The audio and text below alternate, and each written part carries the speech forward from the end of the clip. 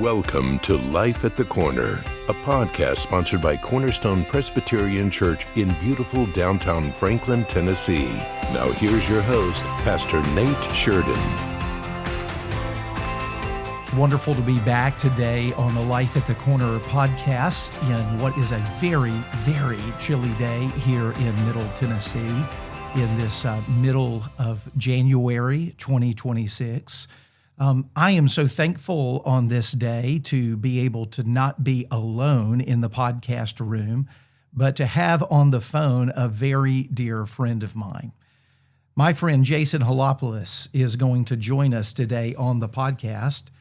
Jason is the senior minister at University Reformed Church in East Lansing, Michigan, and he is the husband of his dear bride, Leah, and the father of his two precious children, Grayson and Ethan.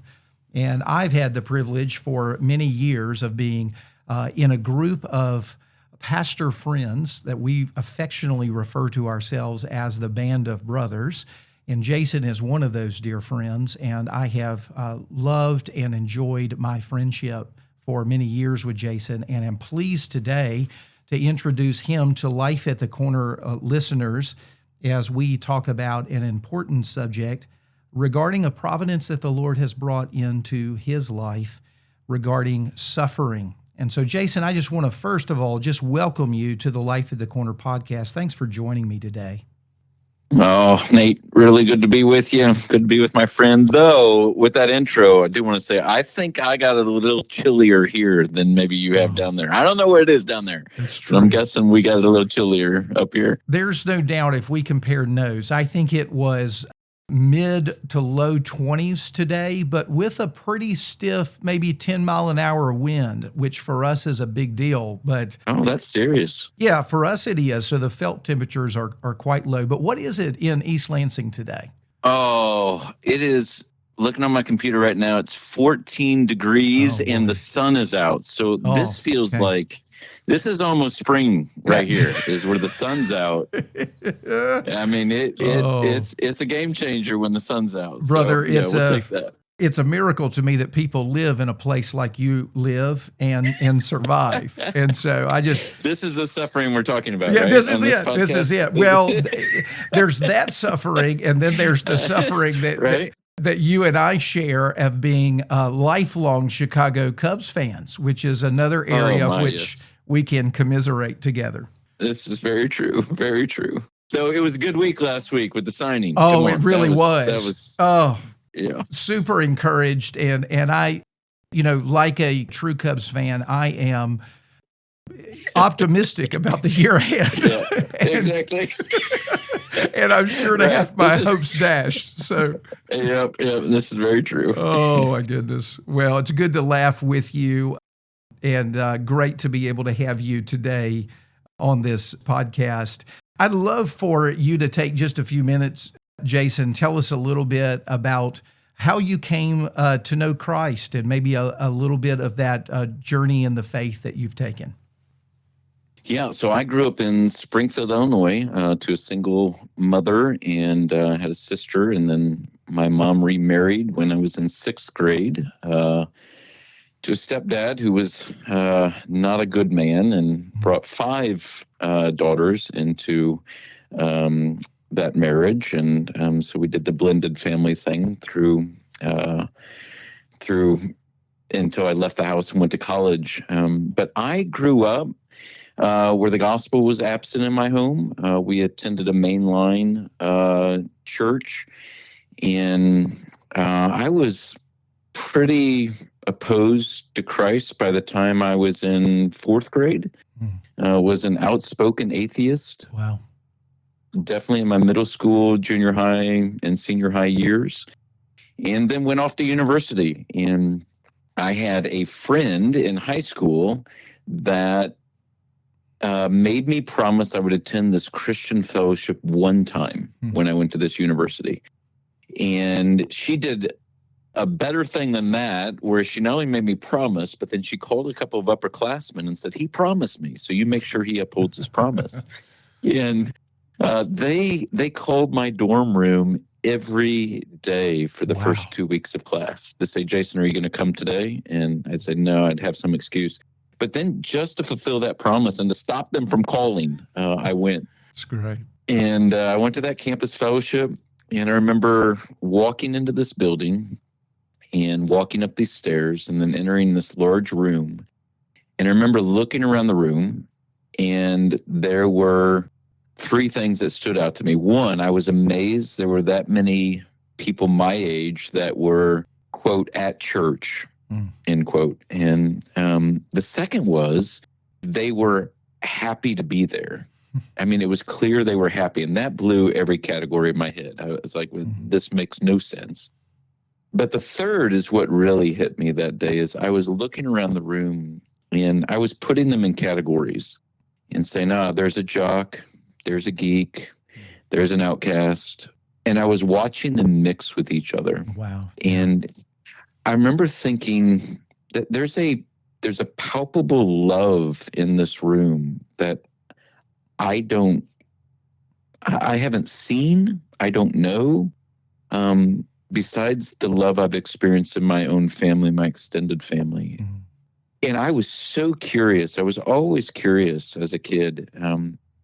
And I was so curious to find out what was wrong with those people, that I kept going back. Christ would say, they will know you by your love for one another. And that's right. What I witnessed. That was the witness to me. And so I went back, frankly, it was an experiment for me. It was a science project. It was, what's wrong with these people? And what happened was I just was forced to sit under the word of God preached there. Praise God. And that affected my heart and my soul. And then it was the love and the long suffering of those college students that were willing to listen to all of my obnoxious questions and be patient with me and just show me the love of Christ. That I came to saving faith my freshman year, somewhere there in the middle of my freshman year at university. That is a beautiful story. And praise God for those people who are persistent in, just not letting us go when they're inviting us into a ministry and wanting to share the gospel with us, and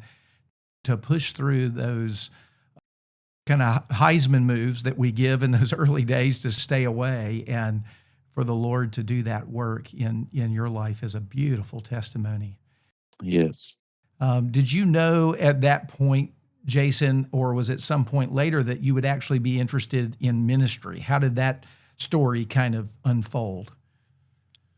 Yeah, I had some leadership ability and had led in different organizations I was in before, and kind of got thrust into it in that campus ministry. And what hit me pretty quickly was that was a mistake because I knew nothing of the Bible, knew nothing theologically. And I was hungry to learn the Bible. I couldn't get enough of it. And I also found myself in a lot of circumstances where really I was just spouting ignorance. And so I was asking people, how do you learn the Bible? And they told me, you go to seminary if you really want to learn the Bible. And that's where I ended up. Was I got on, it was the early days of the internet where you could actually search for something. I can remember the day my roommate took me to the campus library, the computer lab, and said, I want to show you this thing called Google. And I put in one day top seminaries in the country, and some guy already had a page erected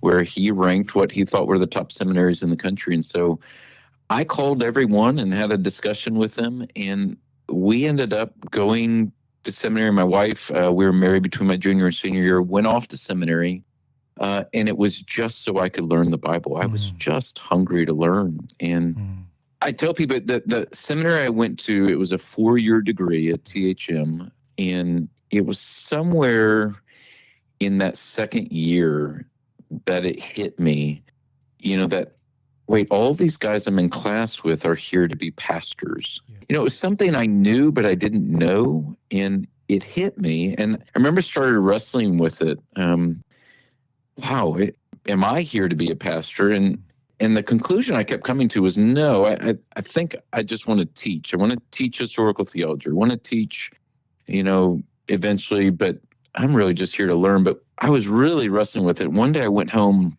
to Leah, my wife, And she is a very wise woman. And we were sitting there, and I don't think everybody has to have an experience like this, but I was sitting there explaining to her my wrestling. And I said to her, I just don't know how to determine if you're called to the pastorate. And I said, I hear people say, if you could be happy doing anything else, then you should do something else. Right. And I said, that just can't be the case, because then Jeremiah is not doing what he did. Yes, absolutely. And Moses isn't doing what he did, and et cetera. I said, others have said, if you have the gifts, well, then you must be called. And I said, that can't be the case, because there's some women that have greater gifts than men in leadership and teaching, and they're not called to the pastorate. And I went through 3 or 4 or 5 things like this. And Leah then just stopped me, and she said, Jason, let me just ask you one question. I said, okay. And she said, would you be obedient if you did anything else? And I felt like I was just walloped upside the head. And all of a sudden, a huge weight was lifted off of the question, and a huge weight felt like it was put on of, I think I'd be disobedient if I did something else. Wow. So it was my wife. The Lord used my wife wonderfully in that moment. What a lovely story. And thank God for Leah and her probing question, and boy, to be able to put her finger on exactly the kind of thing you needed to be asked at that point as you were in the matrix of trying to figure all of that out, to make that appeal of obedience to your will and recognize, the Lord is really calling me to this work. And like you said, a lot of guys have different experiences in that regard. I have a few of those kind of moment where the Lord interjects or intervenes in what is a crystal clear sense of call, and I'm grateful. I've had to go back to those moments over the years to be encouraged in the work of ministry. But it's a sweet thing when the Lord gives that kind of providence where you can say, yes, Lord, I hear what you're saying. I know where you're leading me. I don't know what this means. I don't know all of what this is going to entail. But I know what the next step needs to be and where you're calling me. And you've been in ministry now for how long, Jason? I was ordained in 2000, and I can't remember if it was 4 or 5, somewhere in there. Okay. Yeah. So 20 years, coming up on 20 years. It's close to. Yeah, I think 20 plus at this point. Yeah. Okay. Yeah. Okay. Well, Jason, one of the things that has occurred in the last few years in your life is that several years ago, and you'll have to give us a little bit more of the time frame on this, but you were diagnosed with cancer and have been in a battle with cancer and have been walking through the suffering and all of the challenges that go along with that journey, the ups and the downs and the questions and the anxieties. And I'd love for you, if you would, as we're in this podcast, talking about suffering and wanting to learn lessons of suffering and walking in faith with the Lord through it. Can you tell us a little bit about when you were diagnosed, what you battled, and kind of what that's been like for you? Yeah, absolutely. I was diagnosed about 2.5 years ago. I had a mole on my back that changed, and it was apparent to me that it had changed. I didn't think a lot of it, but went to a doctor, and he immediately said, "Well, this is cancerous." And so had an initial biopsy, then had a surgery after that to remove it at a deeper level, and also had some scans done at that time that showed that it had spread to my lymph system. So I have melanoma, which is a very fast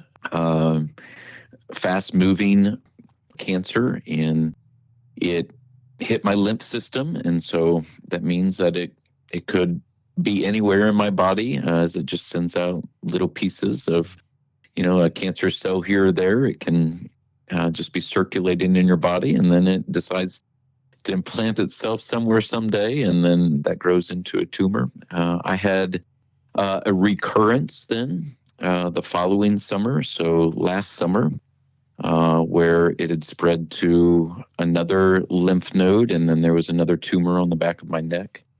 And so proceeded to have surgery where they've removed now a total of 23 lymph nodes from my left side. And I've had a couple of tumors removed and started immunotherapy. Would have been last year, and the goal was to try and make it through a year of immunotherapy. Melanoma does not respond well to chemo or to radiation. The truth is, with what I have, you could have 5 or 6 years ago could have plotted out on a calendar how long I have left to live. It would have been pretty clear. Immunotherapy has been a game changer, Yes. and it just started being used in the melanoma world about 5 or 6 years ago. There's no long-term studies, so nobody exactly knows what are the long-term effects, but the short-term effects, as far as how it has prolonged life for a lot of people with the stage that I have of melanoma, and has been very encouraging. And so we started that and did it as long as my body could take it. My body couldn't take a full year. There can be pretty severe side effects from melanoma and from immunotherapy, and my body took as much as it could take, and we decided that we had to stop it. And so stopped that back in, I guess, towards the end of this last summer, entering the fall, and do scans every 3 months is the course right now, and continue to charge along as the Lord gives me breath, and that I have life. And right now I think, man, I could outlive you, Nate Sheridan. You certainly could. Now that may not be saying much, to be quite honest, but yes, but yes. You never know. You never know. You don't ever know. Our days are in the Lord's hands, aren't they?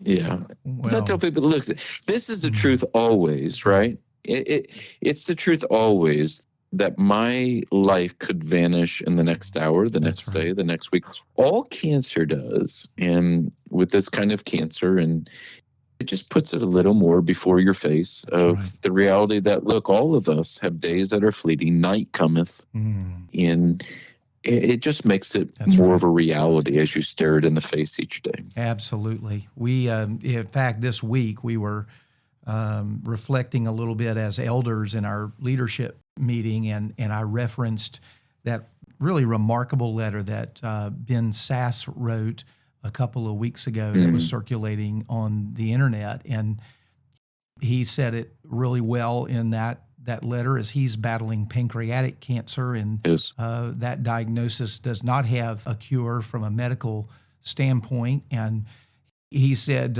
we've all had a clock that has been set, and we've all had a terminal illness, so to speak. But he said, now the drum beat is a little faster for me. The drum that I'm walking to is faster.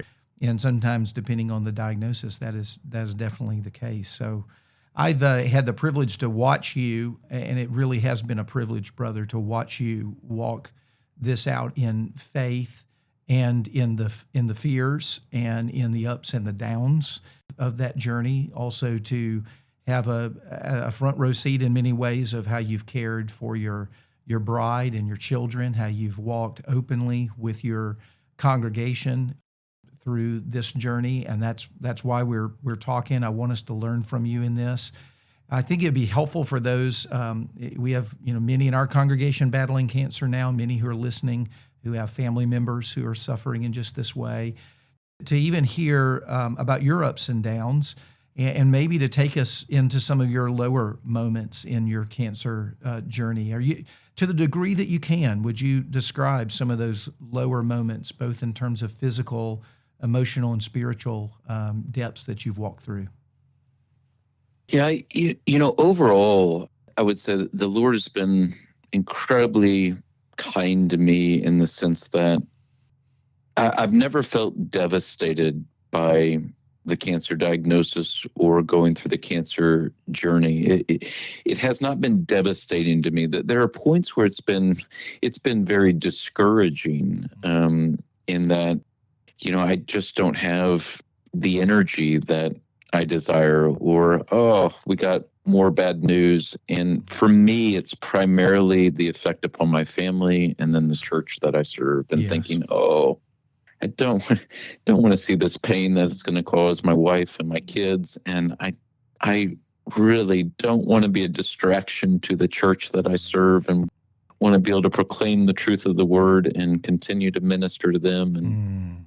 And I don't want to distract from Christ. And so those are the things that ultimately kind of weigh on me, especially, I would say my own kind of wrestling internally has been primarily in those areas of the effects upon other people. Yes. The hardest period was probably actually just this fall, where physically my body had just it just went off a cliff. And we stopped the immunotherapy, and because there were so many side effects, but once we stopped it, it was really interesting that then my body just decided, great, we're done. And all kinds of things started to happen. And part of that was kidney failure. Right. So they put me on a really heavy dose of steroids. Yes. And there's still some question about whether some of my glands have stopped working and whether they're possibly even destroyed. And so I was on, if you get sick, you're on your doctor will put you on 25 milligrams or 30 milligrams of steroids. I was on 200 a day. Wow.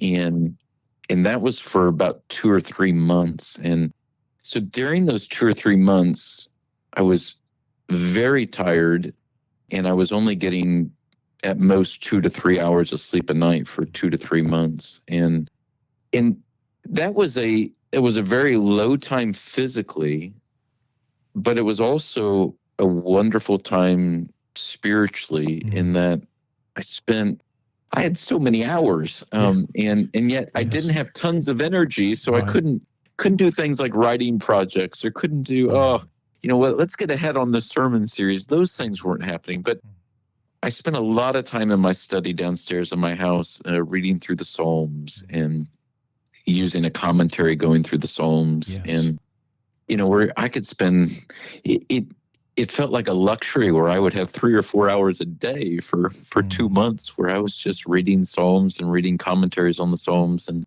the Lord greatly ministered to me during that time. There's a 4-volume series commentary that just came out this past summer that Christopher Ash wrote. It's beautiful. And I got to know him this summer a little bit. And I told Christopher, I sent him a note just saying, you and I and the Lord have spent a lot of mornings together. And this is very true. And it's been very good for my heart, my soul. But trying to seize the moments that I had. So that's wonderful. What an incredible resource that book is for those of you who are listening. The 4 volumes by Christopher Ash on the Psalms are just a balm to the soul. I have spent a little time in each of those volumes so far, and it is such a rich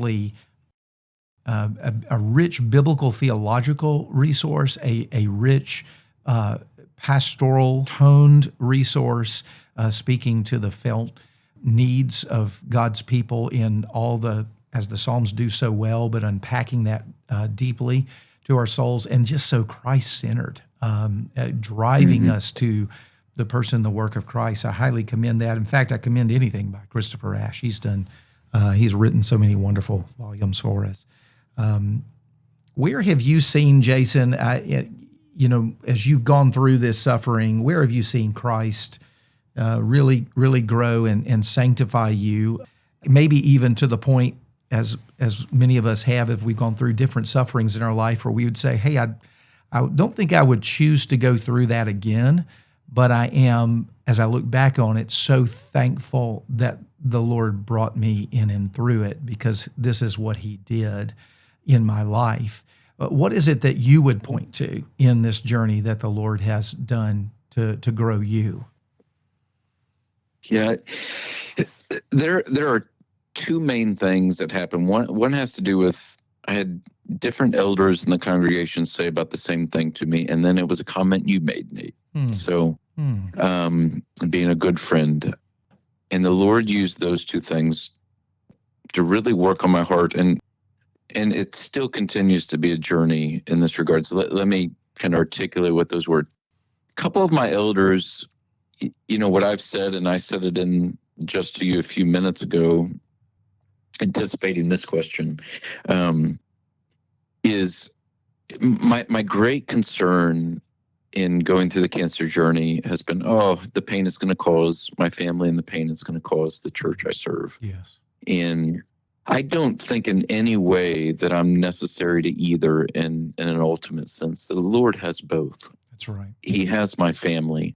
And the church, frankly, I think I would be a little bit of a bump in the road if the Lord took me home.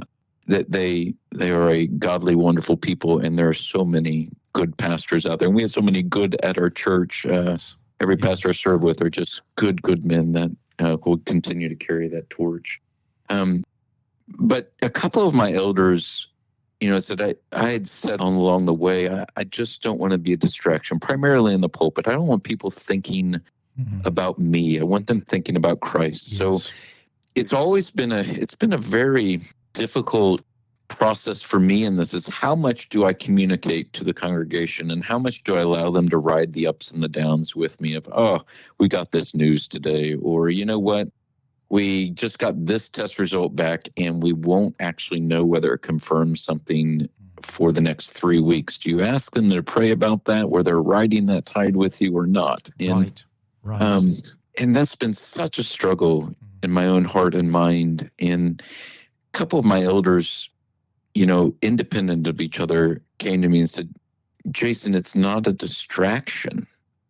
This is the providence of God, and we as a people are getting to see what it looks like to suffer, and to suffer to the glory of Christ, and to suffer faithfully, and et cetera. You have to be communicating these things. So and that has been a challenge to me of, okay, yes, the Lord is using this for the sanctification of his people, my weakness, and they need to see that.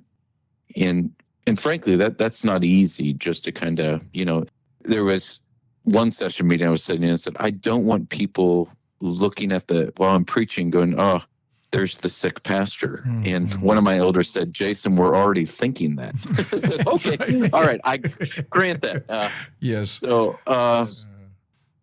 that has been one. And related to that closely is what you said to me, Nate. You remember it was 2 Decembers ago, I couldn't make our Band of Brothers retreat. That's right. And the truth is, it was so devastating to me. That was devastating because for months I was looking forward to it. And I'd just been through a massive surgery and my body was really reeling. But I thought I would get to the place where I could travel 2 Decembers ago.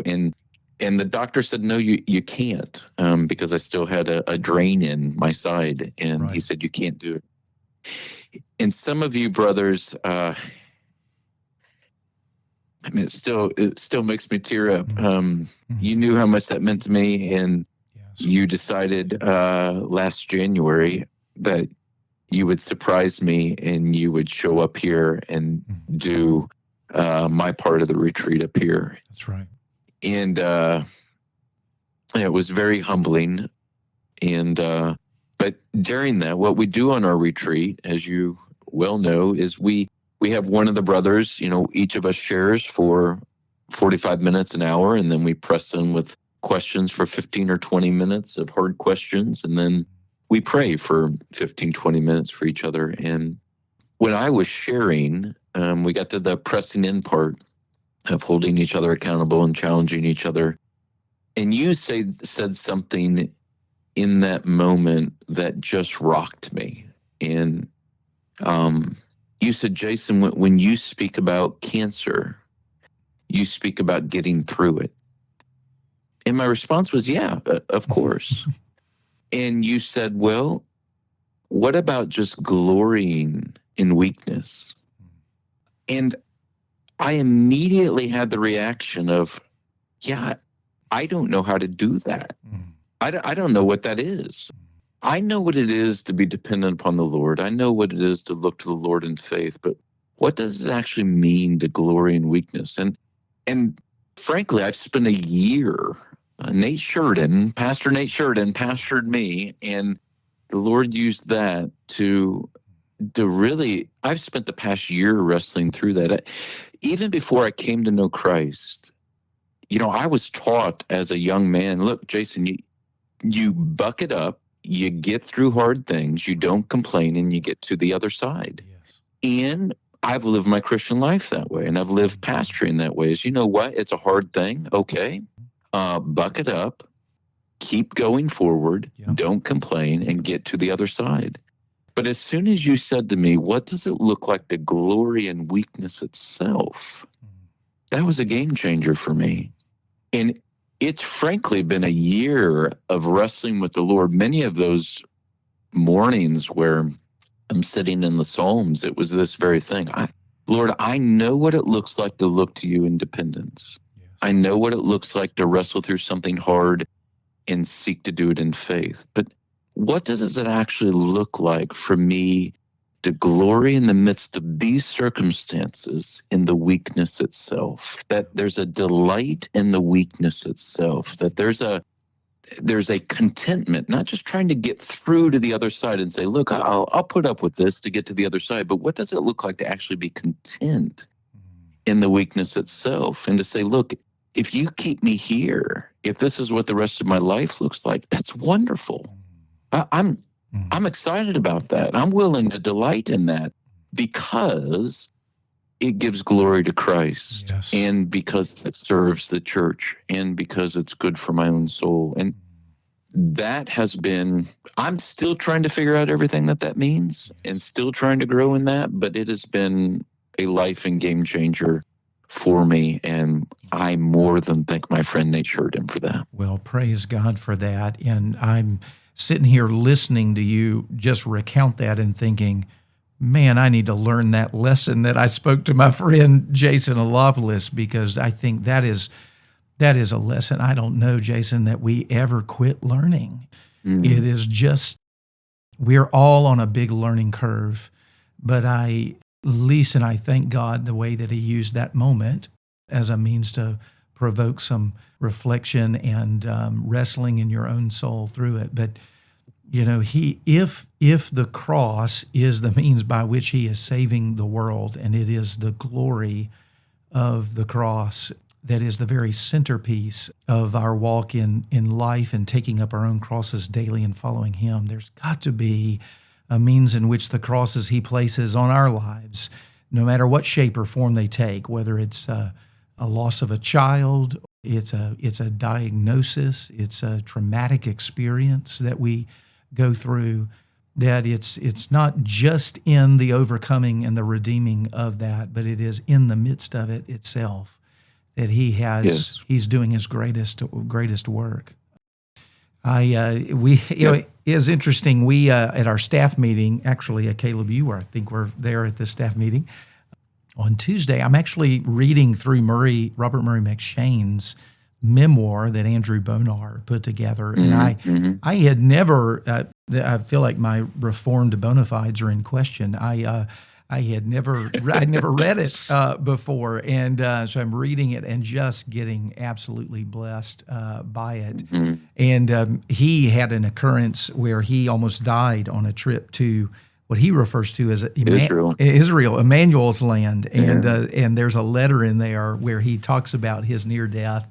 And he refers to himself as a Lazarus who's come back from the grave. And he said, he says in that letter, I now believe that the Lord has called me back from the grave. And I loved this phrase. He said, to more feelingly fulfill my role as a minister and servant to the Lord, more feelingly fulfill. And I think that I have seen the Lord, again, I feel like very often in conversation and watching you minister, you're a head and shoulders taller in the work of ministry than something I'll ever be, just watching your example in this. But I do see how the Lord has humbled you through this process, and that He is making an impact in your manner, your way, your approach to ministry. And it's this wound has been for the good of the church.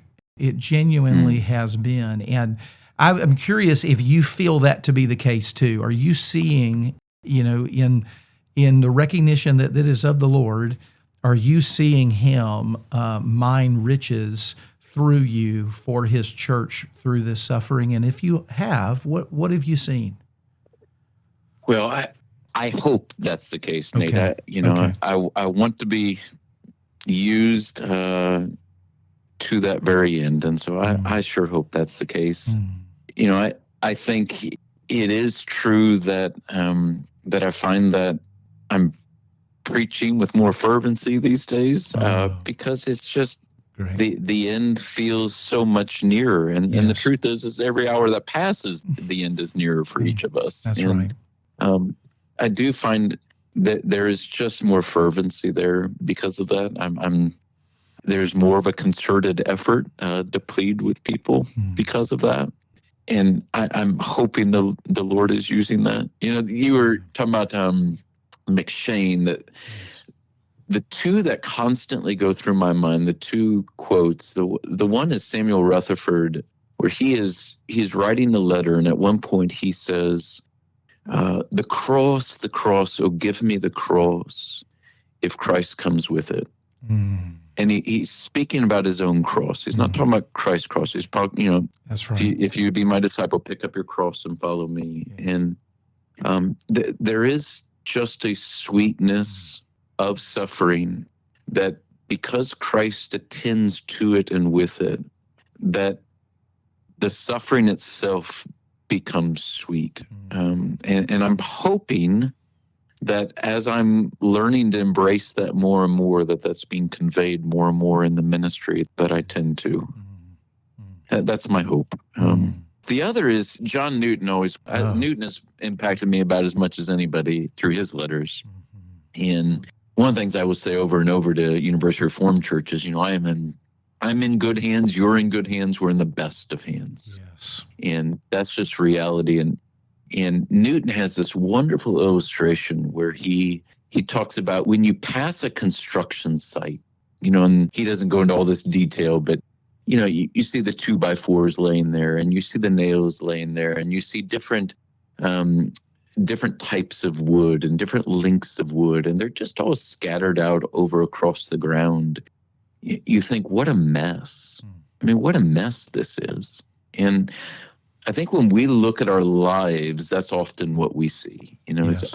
It's, this is a mess, and that's a mess, and that, how in the world does that fit together? And he says, but when the architect walks by, it all fits together perfectly and creates something beautiful. And that has become, that's something that I think, I knew. Yeah. I think, my life for the last couple of years, it hasn't just been cancer. In some ways, cancer has been, about 5th or 6th on the list of trials over the past couple of years. That's true. Yeah. And it feels like, oh man, this is just a construction site where you got all of these things that are disparate and a mess. And yet the great architect of heaven and earth, the Lord Jesus Christ, who truly does work all things together for the good of those called according to his purpose. He has a great plan here. And it involves my blessing, and it involves his glory. And the more that I have come to not just reckon with that, but understand it with delight, suffering has become sweeter. In that way has become more welcome in the midst of it. It's not something that, I'm not looking for more and more. Right. But as you're enduring it, it becomes sweeter and more welcome because that's a reality. In good hands, the very best of hands. The very best of hands. So I'm hoping the Lord's using that for people. Yes. Well, brother, that's a great note on which to conclude our podcast. What a joy to have this conversation with you. Thank you for taking this time with me, brother. I'm so thankful for you. More than thankful for you, my friend. Thank you for listening to this week's episode of Life at the Corner. As always, we love hearing from you. If you have a question or an idea for a topic to address on the podcast, please write to us at lifeatthecorner@seastonepress.org. We look forward to being back with you next week.